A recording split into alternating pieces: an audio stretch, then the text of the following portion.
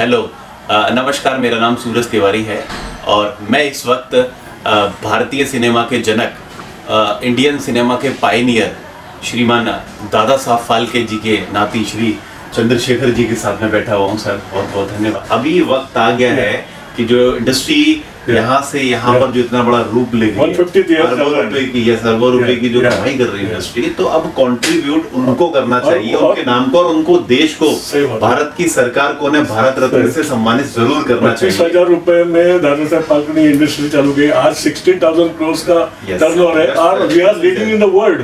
हम लोग के जैसे सिनेमा बना, Hollywood also lagging behind. All credit goes to Raja. Hollywood is now following us. Our films, our content actually, we have the kind of desi kind of content we have only, sir.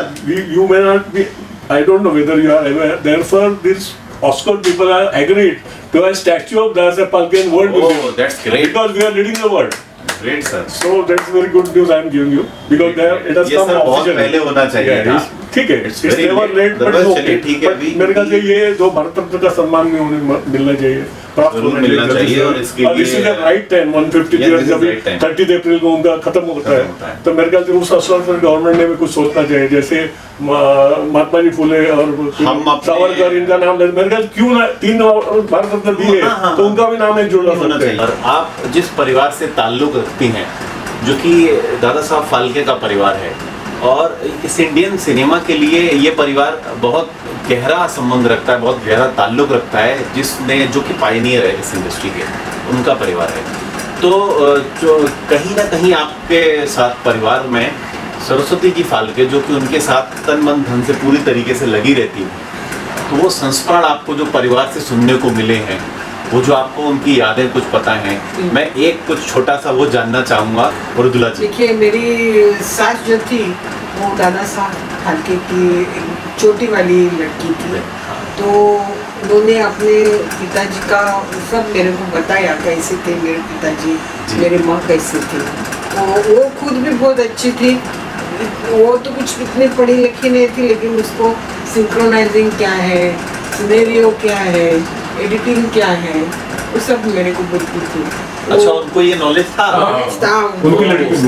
वो क्योंकि वो दादा साहब के साथ studio में जाती थी, अपने पिता के साथ, छोटी थी तो अपने पिता के साथ वो अपने स्टूडियो में जाती थी, और उधर उनका मेकअप भी हो जाता था। जो मेकअप करते थे आर्टिस्ट लोग को, उनका नाम था साधव।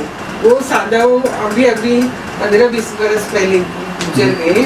वो वैजंती माला को मेकअप करते थे। अच्छा, वही सेम आर्टिस्ट उसको भी मेकअप करते थे। तो दादा साहब की जो धर्मपत्नी थी सरस्वती बाई फाल्के, वो गुजरात की थी, बड़ौदा की थी। अच्छा, वो भी कुछ पढ़ी लिखी नहीं थी, लेकिन उसके पिताजी की ड्रामा कंपनी थी।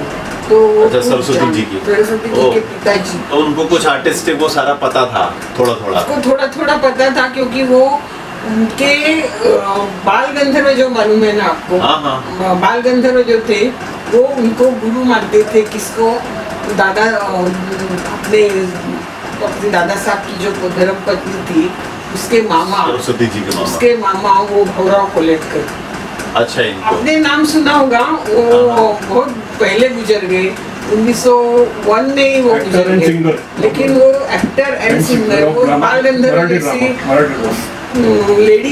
लेडीज का रोल करते थे। आपने सुना होगा बाल गंधर्व करते थे, सुभद्रा मामी ने, ये सब वैसे वो करते थे, और बाल गंधर्व उनको गुरु मानते थे वो इतने। और इसलिए वो कहती थी कि मेरे नानी को, मतलब उसके नानी को, दादा साहब के धर्मपत्नी की नानी, उसको लोग आके एक प्रणाम करते थे, और वो बोलते थे कि इतना बड़ा हीरा मतलब डायमंड जो आपके पेट में जन्म लिया,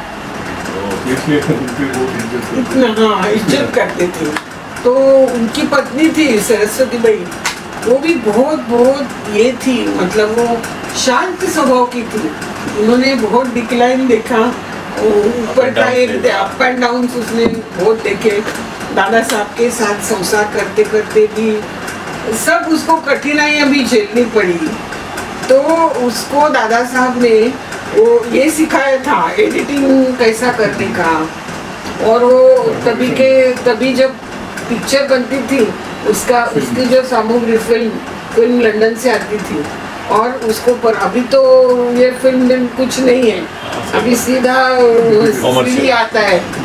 तो तब परफोरेशन बनता था, हाथ से बनता था उसको मैन्युअली हैंड पंचिंग बोलते थे। तो वो रात को 2-2 बजे तक करती थी, खुद पंचिंग करती थी, सबका खाना बना के। डिवोशन देखिए आप, इतना डिवोशन है। मैं देख रहा हूँ आप इतनी भावुक हो गई है कि आप मतलब आपकी आंखों में आंसू आ गए हैं। आप उन चीज़ों को सोच के कितनी भावुक हो गई हैं, मतलब आप वो डिवोशन, आप समर्पण जो बता रही हैं, आप खुद भावुक हो गई हैं इसको सोच के। हो जाती हूँ क्योंकि क्या है मेरे को सब सामने दिखता है ऐसा काम किया था। वो तभी रिफ्लेक्टर नहीं थे तो वो खुद हाथ में बेडशीट, व्हाइट बेडशीट लेके घंटों तक ऐसा खड़ी धूप में कड़क धूप में खड़ी रहती थी। वो रिफ्लेक्टर का काम करता था वो बेडशीट। देखो अभी कितनी टेक्नोलॉजी अभी है, अभी ये कैमरा ऐसा घूमता है, उधर से इधर जाता है। अभी किधर था? अभी मेरे को भी कभी नहीं, लेकिन ये उन्हीं का है जो आपने शब्द इस्तेमाल करा कि डायमंड है। वो डायमंड थे, मुझे लगता है वो डायमंड की है। और एक ऊपर कोई सीढ़ी होनी चाहिए, वो थे। और ये जो उन्होंने शुरू कर दिया भारतीय सिनेमा के लिए, जो आज हम कैमरा को इधर से उधर घुमा पा रहे हैं, लाइट्स लगा पा रहे हैं, रिफ्लेक्टर्स नए आगे, चीजें नई टेक्नोलॉजी आ रही है, तो कहीं ना कहीं वो उनका योगदान है, उनका योगदान है, उनका आशीर्वाद है। तो लोग आगे काम कर रहे हैं, तरक्की कर रहे हैं।